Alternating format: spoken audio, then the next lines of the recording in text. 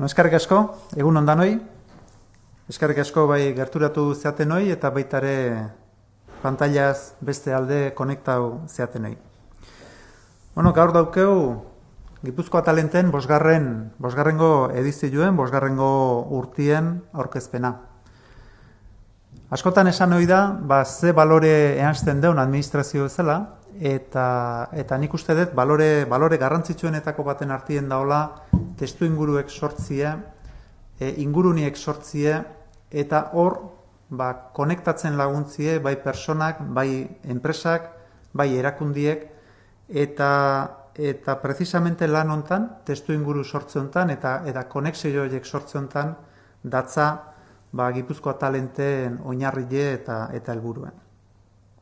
Eta gizuen bezala, Gipuzkoa Talenten helburue da, konektatzie,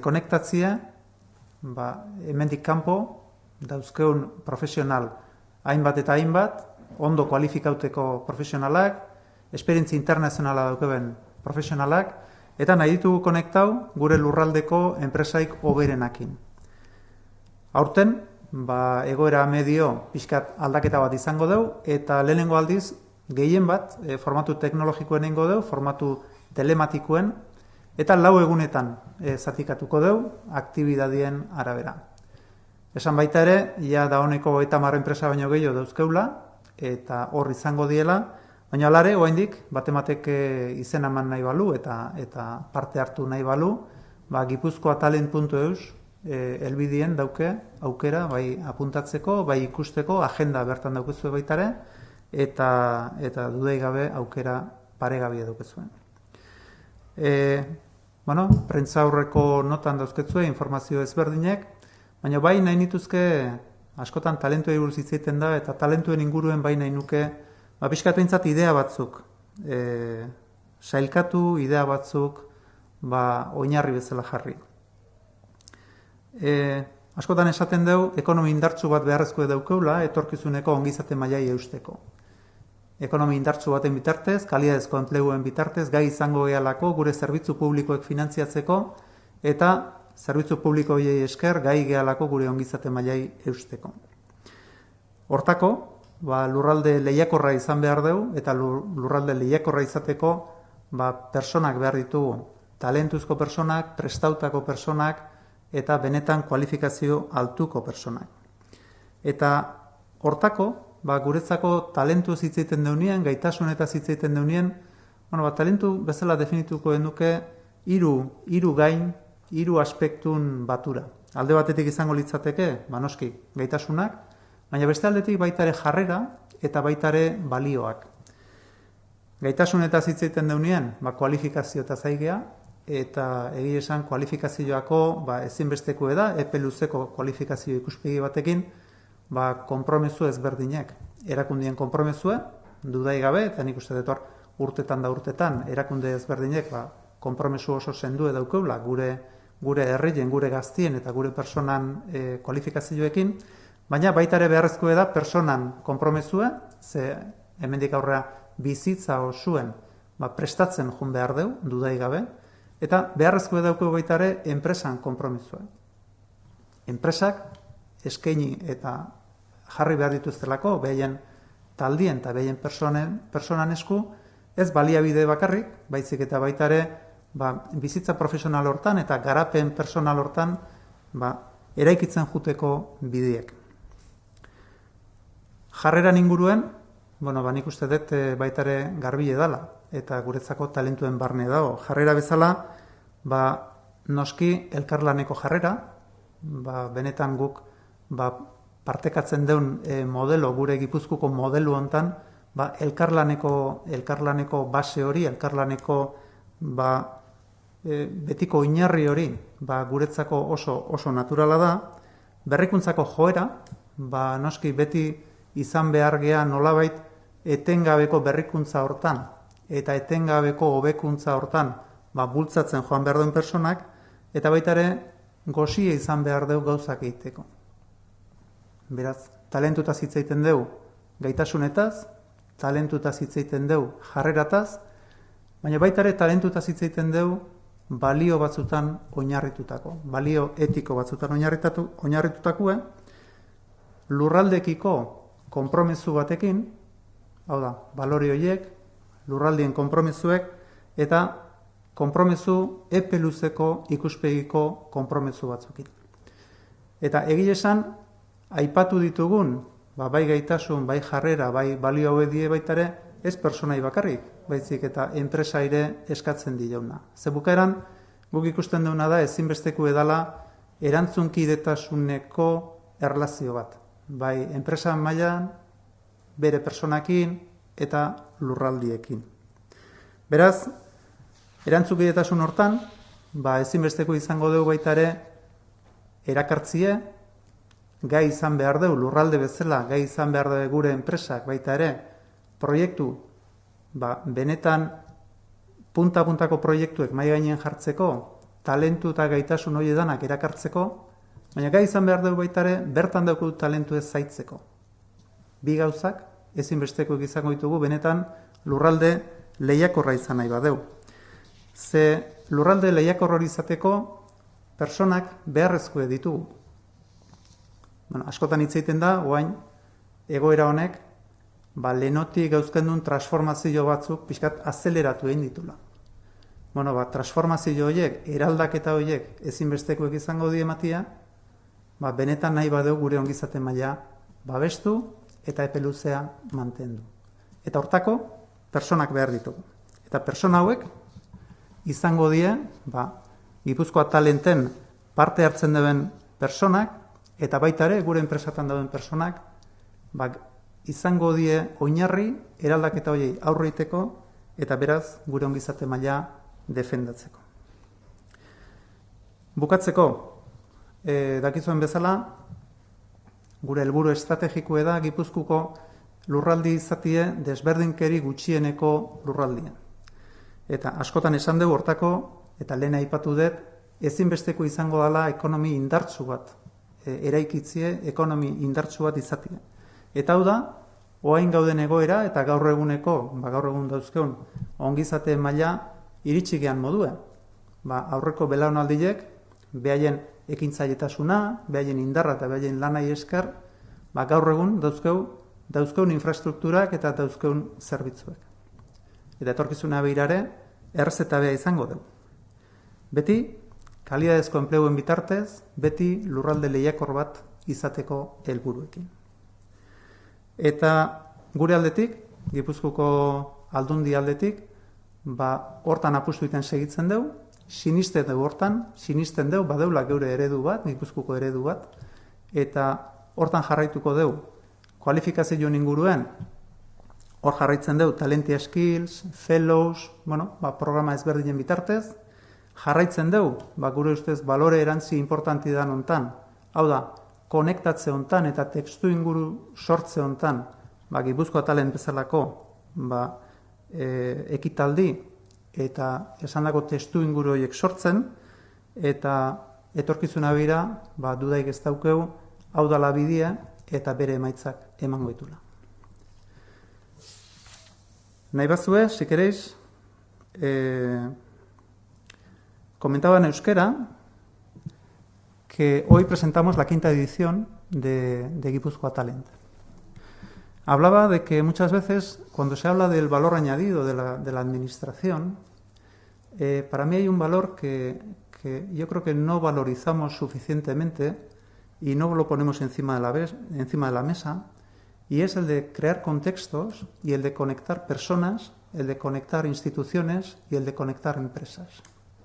Verdaderamente, y muchas veces se presta más atención al esfuerzo económico que hacen las administraciones, pero verdaderamente aquí hay un valor oculto a veces, pero que desde luego, en mi opinión, supera con creces a lo que es nuestro desembolso económico. Y precisamente esta nueva edición, esta 5ª edición de Gipuzkoa Talent, viene a incidir en ese valor que es el de conectar y el de crear espacios para que se conozcan, por una parte, personas que están en estos momentos trabajando en el extranjero, personas con muy buenas capacitaciones, con experiencia internacional, y las ponemos en contacto con nuestras mejores empresas de Gipuzkoa. En este caso, en esta edición, tenemos ya más de 30 empresas que han confirmado su participación, su asistencia, y bueno, pues aquellos que todavía estén pensando en hacerlo, lo pueden hacer en gipuzkoatalent.eus. De hecho, ahí se puede ver tanto lo que es la participación, la inscripción, pero también la agenda. Porque este año, por primera vez, lo decía también, debido a la situación que vivimos, vamos a tener una edición principalmente vía telemática, organizada en 4 días, de forma que lo hacemos en función de los sectores de actividad. El hecho de hacerlo de forma telemática para nosotros también tiene un mensaje importante, y es que a pesar de la pandemia tenemos que seguir haciendo cosas. Es decir, una de las cosas peores que podríamos hacer es bloquearnos y esperar a que la situación amaine. Verdaderamente lo que creemos es que tenemos que seguir haciendo, nos tenemos que adecuar a las nuevas situaciones y tenemos que tener esa flexibilidad de la misma forma que nuestras empresas se están adecuando a estas nuevas situaciones. Tienen lo que es toda la información en las notas de prensa, pero antes destacaba cómo entendemos nosotros cuando hablamos de talento, cuando hablamos de capacitación, cómo entendemos ese talento que será necesario para sostener nuestro bienestar social. Muchas veces hemos hablado de la importancia de tener una economía fuerte, de tener una economía competitiva, que sea capaz de, a través de la financiación de los servicios públicos, sostener nuestro nivel de bienestar social. Es una receta que no es nueva. Las posibilidades que hoy tenemos, los servicios que hoy tenemos, son gracias al emprendizaje, al trabajo y al esfuerzo de las generaciones anteriores, y nosotros tenemos la responsabilidad de dejar al menos e intentar mejorar lo que hemos heredado de las generaciones anteriores. Cuando hablamos de talento, decía, para nosotros es una mezcla de capacidades, es una mezcla de actitud y es una mezcla de valores. 3 conceptos que cuando hablamos de capacitación estamos hablando de cualificación y cuando hablamos de cualificación hablamos también de compromiso.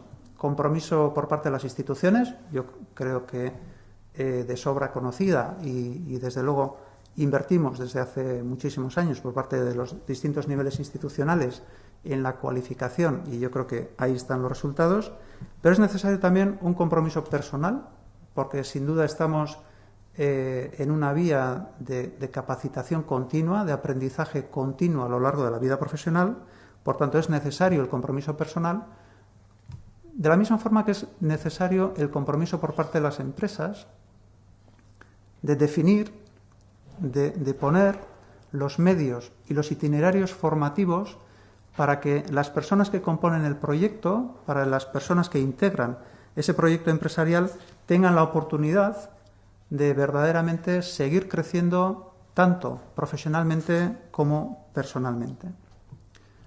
Hablaba también de actitud.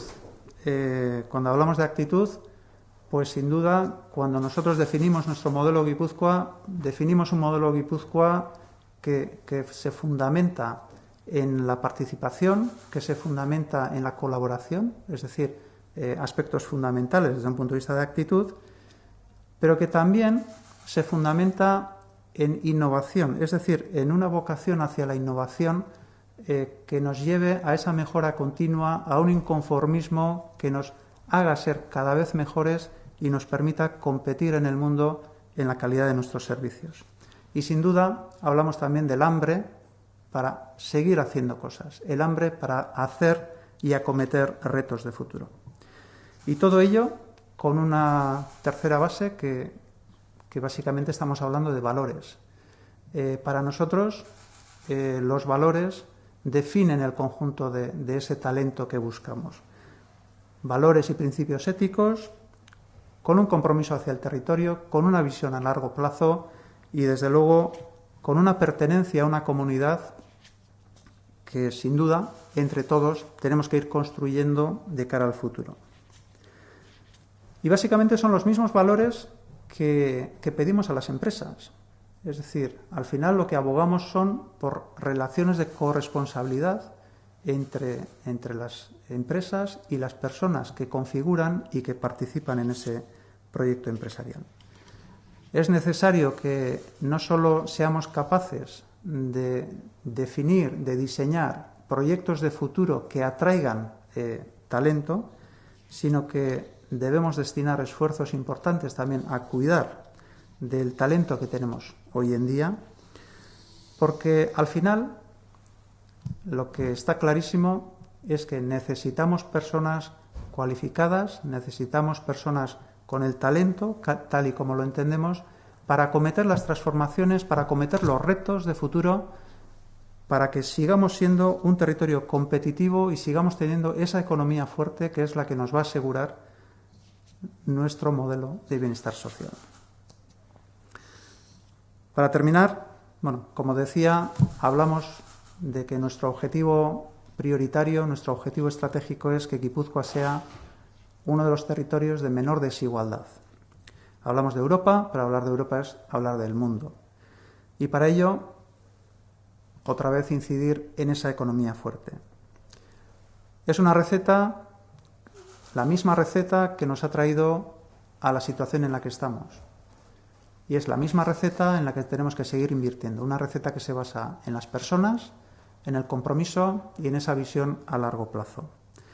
Por nuestra parte, desde luego, el compromiso, esa visión a largo plazo para seguir invirtiendo y para seguir incidiendo con los programas de cualificación, como pueden ser el Talentia Skills, el programa Fellows, seguir incidiendo en ese modelo de participación, en ese modelo de colaboración y seguir incidiendo en esa visión a largo plazo, una visión desde una óptica corresponsable, pero que sin duda nos llevará a ser ese territorio competitivo tanto para desarrollar nuestra vida profesional como nuestra vida personal. Eta besterik gabe, zuen galderantzako, zuen eskura naukizue.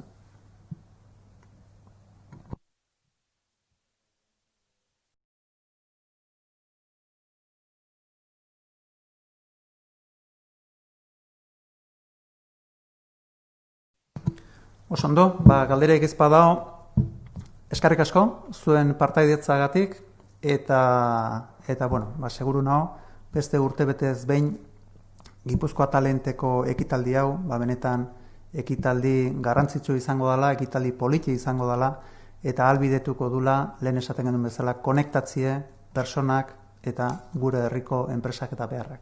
Eskerrik asko.